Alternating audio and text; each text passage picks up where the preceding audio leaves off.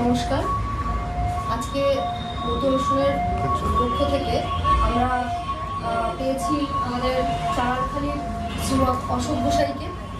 তো তার কাছ থেকে আমরা জানবো তার উপদেশ, তার মতামত আমাদের এই মতুয়া ধর্ম সম্পর্কে, মতুয়া গোসাইদের সম্পর্কে, তার দৃষ্টিভঙ্গি এই দিক নিয়ে এবং আমাদের এই যে মতুয়া মিশন সেটা নিয়েও আমরা তার কাছ থেকে তার মনের যত কথা তা আজকে জেনে নিতে পেরেছি। এবং আমি এটাও বলতে চাইছি, আমাদের মতুয়া সম্প্রদায়ের যত গোসাইবৃন্দ রয়েছেন, যত সাধু পাগল ঠাকুর রয়েছেন, তাদেরকে আমরা ফেলে এসেছি সেই সুদূর বাংলাদেশে। বর্তমানে আমাদের কাছে রয়েছেন অশোক গোসাই, যার ভক্ত, যার মতাদর্শ নিয়ে প্রচুর ভক্তবৃন্দ এই ভারতবর্ষের মধ্যে রয়েছে, তাকে মানছে, তার মতবাদ নিয়ে এগিয়ে চলছে। তাই জন্য আজকে তার কাছ থেকে আমরাও কিছু উপদেশ এবং আদেশ বা মতবাদ, শুধুমাত্র শ্রী শ্রী হরিচাঁদ ঠাকুর এবং শ্রী শ্রী গুরুচাঁদ ঠাকুর অনগ্রসরের সমাজকে উন্নয়ন করার চেষ্টা করেছেন। শুধু তারাই তাদের সামাজিক পরিচয় নিয়ে ভেবেছেন শুধুমাত্র তারাই আমাদের সমাজ সংস্করণের সূচনা করেছে। পিছিয়ে পড়া মানুষের কথা কেউ ভাবেন। এই পিছিয়ে পড়া সমাজকে আলোর দিশা দেখিয়েছিলেন তারা। সমাজকে শিক্ষাগত, সংস্কৃত, সামাজিক, মানবিক এবং সামাজিক উন্নয়ন করার চেষ্টা করেছেন। আজ তাদের দেখানো পথ অবলম্বন করে এই জাতিকে সার্বিক উন্নয়ন এবং স্বার্থে আমাদের এই অভিযান তা আমাদের এই মতুয়া মিশন। এই জন্য আজ প্রতিটি অনগ্রসর শ্রেণীর মানুষ মতুয়া মিশনের দিকে তাকিয়ে আছে। মতুয়া মিশনও তাদের প্রকৃত উন্নতি করতে প্রতিশ্রুতিবদ্ধ। মতুয়া মিশন নিয়মিত তাদের সাথে যোগাযোগ চালিয়ে যান, তাদের পাশে থাকেন, তাদের সার্বিক উন্নয়ন এবং স্বার্থে সারা বছর ধরে বিভিন্ন শিক্ষাগত, সাংস্কৃতিক, সামাজিক, আর্থিকভাবে উন্নতকরণ, স্বনির্ভর কর্মসূচি, মানবিক আধ্যাত্মিক কর্মসূচি এর দ্বারা এই জাতিকে, সমাজকে জাগাবার চেষ্টা করেছেন। মতুয়া মিশন সকল হরিভক্ত, সকল অনগ্রসর শ্রেণীর মানুষের প্রকৃত অপজনক। মতুয়া মিশন এর সকল সেবক ও সেবিকাদের প্রতি আমার হৃদয় দিয়ে আশীর্বাদ এবং শুভকামনা। আমি সর্বদা তাদের সমর্থন এবং সাহায্য করার প্রতিশ্রুতিবদ্ধ। শ্রীমৎ অশোক গোসাই।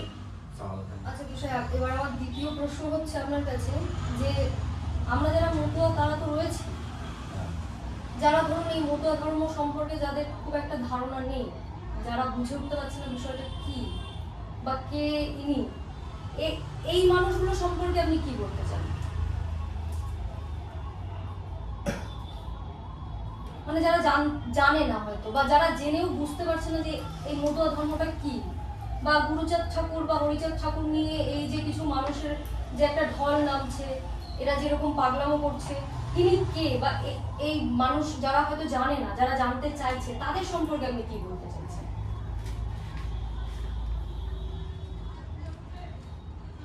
এই হরিচাঁদ গুরুচাঁদ ঠাকুর যখন বাংলাদেশে আসে, জন্মগ্রহণ করে, অবতার হয় ওখানে, তখন এই ভারত বাংলাদেশ ভাগ ছিল না।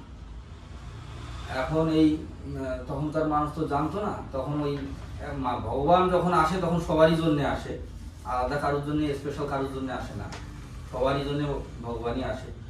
কাঙাল, দুঃখী, গরিব, গৃহস্থ, সবারই জন্য ভগবান আসে। কিন্তু এরা এই বাংলাদেশ ভারত ভাগ হওয়ার পরেই এরা মনে করে যে বাংলাদেশের ঠাকুরেরা, আমরা ওই ঠাকুরকে মানি না, এই কথা ওরা বলতে চায়। উচ্চ শ্রেণীর মানুষ তারা এই কথা বলতে চায়, কিন্তু এরা মানুষের মধ্যে এটা বিয়ে করা হয়েছে। এরা ওই পরস্পর বুঝে যাবে এই জিনিসগুলো যখন এই মিশন বা আরো বড় বড় আশ্রম যখন চালু হয়ে যখন মানুষ নাম করছে বা ঠাকুরের কথা বলছে বা অনেক অনেক শাস্ত্র গ্রন্থে লেখাও আছে যে ঠাকুরের আসার কথা ছিল, হ্যাঁ, সেই সেই জিনিসটা এরা পরস্পর জানতে পারছে এবং আরো নাম প্রচুর প্রচার হচ্ছে। নাম বহু এখন দেশ দেশান্তর ছড়িয়ে গেছে, সর্বদেশে ছড়িয়ে গেছে নাম। নাম এখন চেপে রাখতে পারবে না। আচ্ছা, এখন তো আমরা দেখতে পাই যে আমাদের যে যে মতুয়া সম্প্রদায় রয়েছে, আমরা তো চাই জিনিসটা এগিয়ে চলুক এবং এরকম সবার মতবাদ নিয়ে দল গঠন হচ্ছে, সংগঠন হচ্ছে, কিন্তু তারা কেউ ঐক্যবদ্ধ থাকতে পারছে না। তারা নিজেদের মধ্যে জিনিসটাকে গড়ে তুলতে চাইছে এবং সেটা নিয়ে একটা বিভেদ কিছু কিছু ক্ষেত্রে আমরা দেখতে পাচ্ছি, হয়তো সব ক্ষেত্রে নয়, কিছু ক্ষেত্রে দেখতে পাচ্ছি। তো আপনি এই মতুয়াদেরকে ঐক্যবদ্ধ করতে, একত্র করতে আপনি এদেরকে কি উপদেশ দিতে চান? এখন ওটা হচ্ছে গুরুচাঁদ ঠাকুর যে কথা বলি গেছে। গুরুচাঁদ ঠাকুর বলছে যার দল নাই তার বল নাই, এবং এই গুরুচাঁদ ঠাকুর যার দল নাই তার বল নাই, ঐক্যবদ্ধ হয়ে একসঙ্গে চলা উচিত। কিন্তু ঠাকুর এক সময় বলছে যে যার গলে দোলে করঙ্গের মালা, যার গলে দোলে শত জন্মের ভাই বলে লবে হবে। হ্যাঁ, তা আমরা হচ্ছে যদি একযোগে না চলি তা আমাদের এই ধর্ম কোনোদিন টিকিয়ে রাখা যাবে না। এক ঐক্যে চলতে হবে, একভাবে জানতে হবে। কোনো ভক্ত যদি রাস্তায় দেখা হয় তাকে অন্তত ঠাকুরের কথা বলি, তাকে অন্তত দুটো কথা আলাপ আলোচনা করা উচিত, তাকে ভাই বলে করে নেওয়া উচিত মনে করি। কিন্তু আজকালকার যা অবস্থা, যে একটা করঙ্গের মালা ধরে বা ভক্ত যে রাস্তা দিয়ে যাচ্ছে, আমিও যাচ্ছি রাস্তা দিয়ে, তার সঙ্গে দেখা হলে মুখটা নিচু করে নিয়ে চলে গেলাম, এটা করা ঠিক না। এটা করা ঠিক করলে কোনোদিন আমাদের হবে। আচ্ছা, প্রথমেই যে প্রশ্নটা দিয়ে শুরু করেছিলাম সেই প্রশ্নটা দিয়ে সমাপ্তির পথে এগোচ্ছি। আপনার এই নূতন মিশন সম্পর্কে ধারণা এবং আপনার এখানে এসে কেমন লেগেছে, এটা যদি আপনি একটু দর্শকদের জানান এবং তারা কিভাবে এখানে যুক্ত হতে পারবে বা আসতে পারবে, সেটা যদি একটু আপনি দর্শকদের জানান তাহলে আমাদের খুব ভালো লাগবে। এখানে মতুয়া মিশনে এসে আমার খুব ভালো লেগেছে। এদের আগ্রহটা দেখে, হ্যাঁ, এদের চলাফেরা, এরা মানুষকে যা যা ভালোবাসে, এরা মানুষের জন্য যা করে, গরিব কাঙাল দুঃখী সবার পাশে এরা দাঁড়ায়। আমি এসে দেখলাম বিয়ে শ্রাদ্ধ, সমস্ত মানুষ যদি খুব গরিব মানুষ যদি খুব খারাপ অবস্থায় পড়ে থাকে তাদের পাশে এরা দাঁড়ায়, দেখে আমার খুব ভালো লাগলো। তাই আমি এই মতুয়া মিশনে যোগ দিয়েছি। আমার বাড়ি হচ্ছে চাঁড়ালখালি, আমার নাম অশোক গোসাই।